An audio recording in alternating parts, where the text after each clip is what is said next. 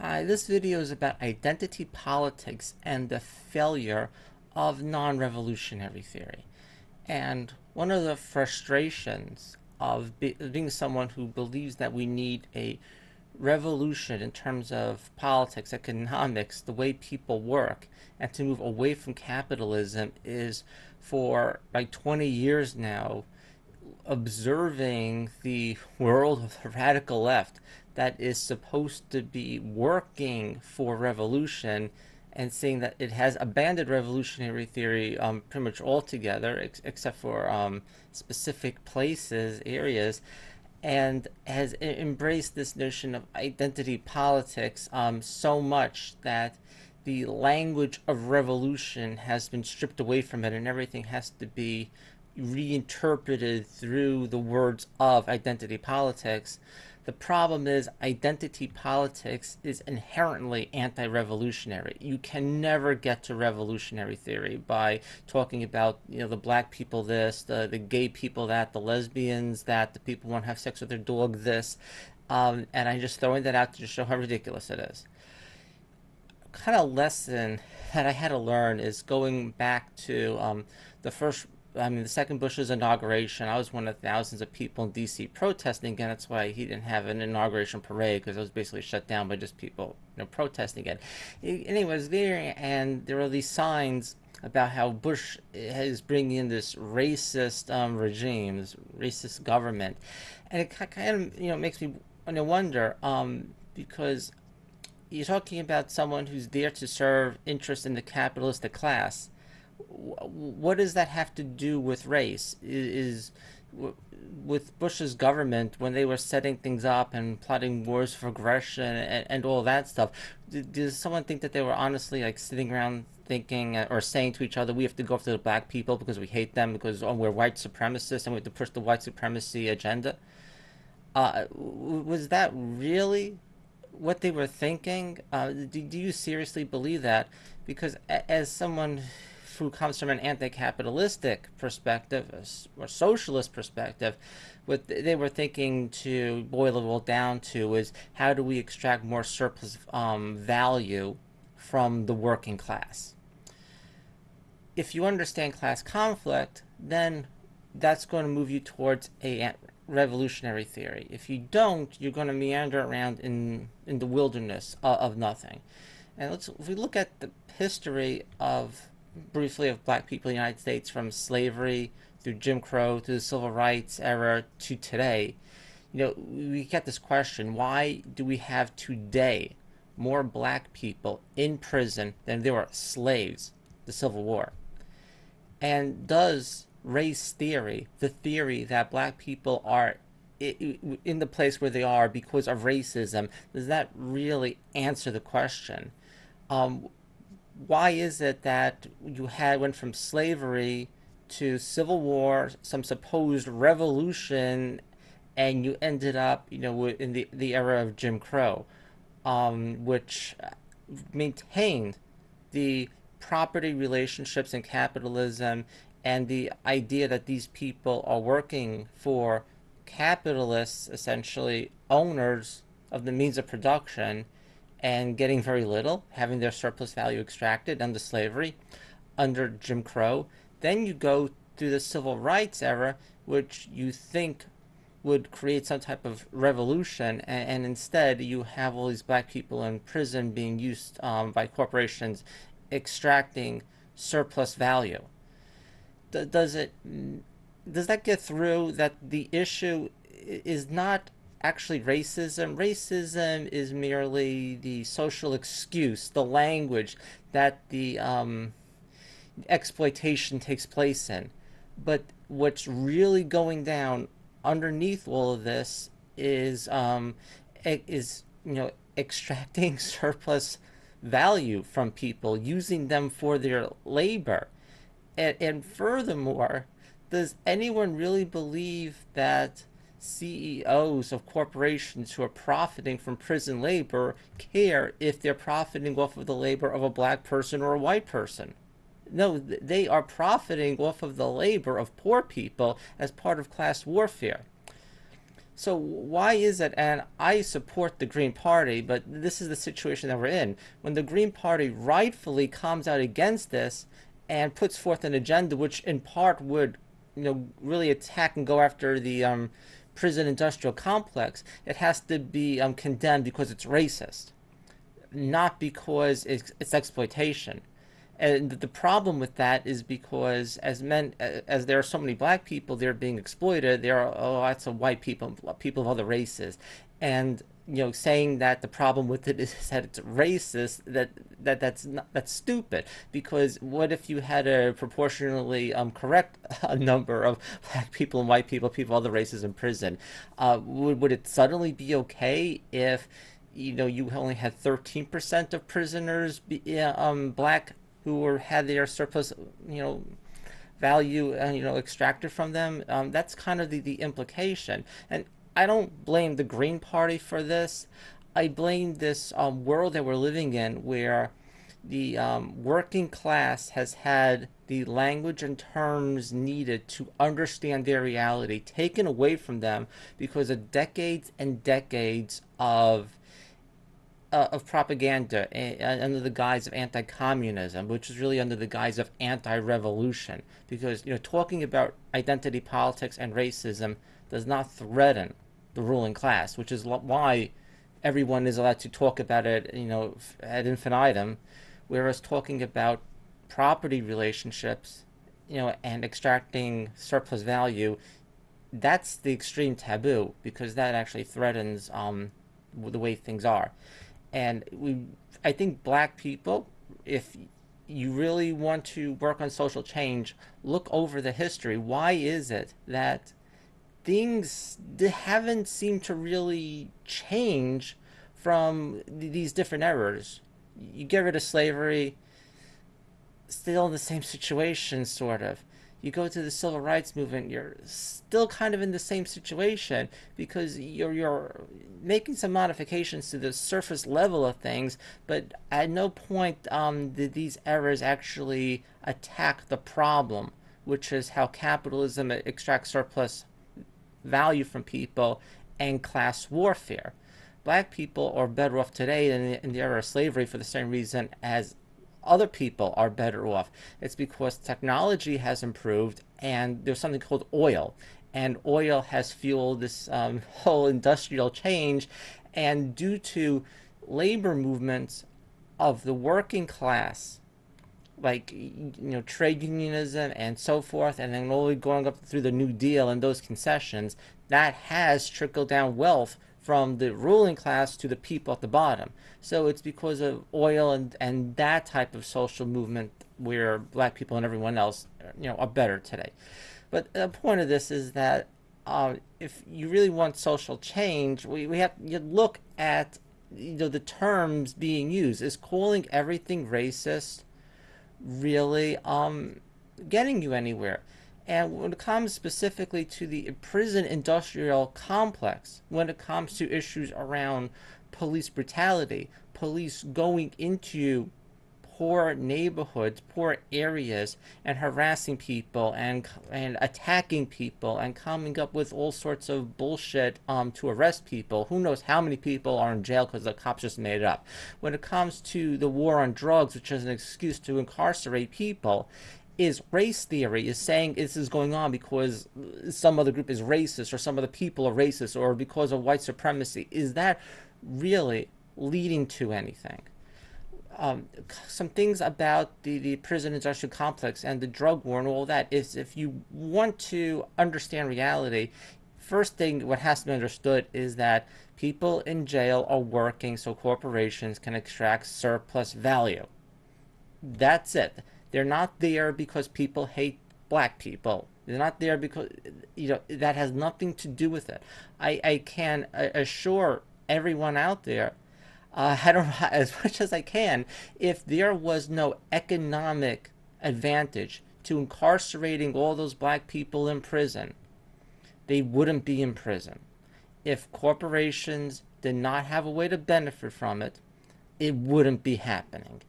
If the way that this society produces things and exchanges goods and moves stuff around, if the economic system was not something which led to mass incarceration for extraction of surplus value, black people will not be incarcerated at such a huge rate. It has nothing to do with racism, as racism always has and always will be simply something that it comes out of the the way society deals with production of goods and exchanges of goods, and how we interact with the environment and the social structures that we create. If that leads towards class structure, classism, then society will create classes based upon something. It could be in the Industrial Revolution in England, the idea of the race of laborers, the idea that the poor working people were actually of a different race than the aristocrats. It could be in India, where you had the Dalits, who were completely of the same race. And we could look at, you can just look at this across the board anywhere where you have these class differentials. They're going to come up with something to base it off of, but the root is how society produces things. The other thing that should be understood, if you want to go after the prison industrial complex, police brutality, all that, is the fictitious nature of the labor of being done. For example, the prison industrial complex by itself is a huge industry. You have prison guards, all the people working to keep up the prisons. You have the police department. You have judges. You have all these lawyers. You have a whole industry profiting off of it. This is part of essentially a fake economy. Because of technology and because of automation, we don't need so many people working to produce things. So, but we have a society that says, well, if you want shit, you have to submit to you sell your labor, submit to labor, and you sell your labor to make money. But because there aren't enough real jobs producing real things, and I say a real job, I mean someone in a factory producing a good that can be used for people for a needed purpose, or someone providing a legitimate service, like a doctor or a teacher, or even an entertainer who's doing something useful.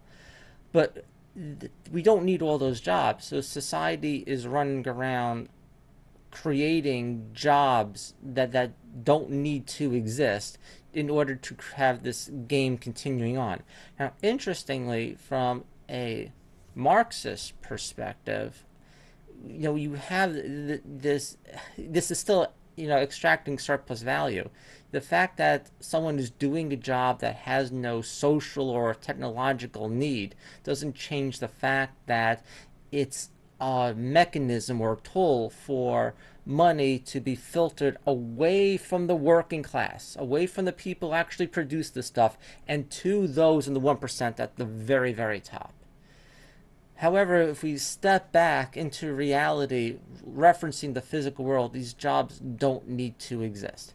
So our conclusion of this really should be that we're living in a class system that is waging warfare against poor people, locking them up in prison, keeping them in jobs that don't pay much.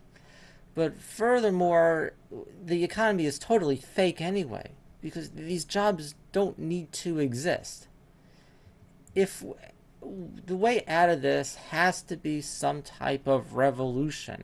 This is such a bullshit system. What does identity politics or obsession over black people and gay people and feminism, what does that have to do? How does that, change anything? How does that threaten anything? At the end of the day, you don't liberate black people unless you liberate humanity. You don't liberate women unless you liberate humanity. You don't liberate gay people unless you liberate humanity. It's like Jacques Fresco said, you don't have black people problem and women's problems, all this. You just have people problems, human problems. identity politics, turns it upside down, and it says, oh, we don't have human problems, we have we have race problems, we have gender problems, we have gay problems, all that. So it's inherently anti-revolutionary. Then the frustrating thing is when it comes to something like the Green Party, which I like their plan, but it then starts to become explained through the language of identity politics. It's like identity politics is so fully permeated throughout anything the left does that people who even speak to revolutionary change have to go through the exercise of rewording everything, rewriting everything to claim that they're doing identity politics.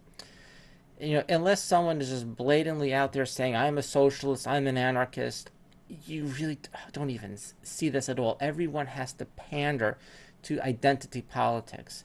And, but the question is, has this identity politics led to anything? No, it hasn't. It's anti-revolutionary.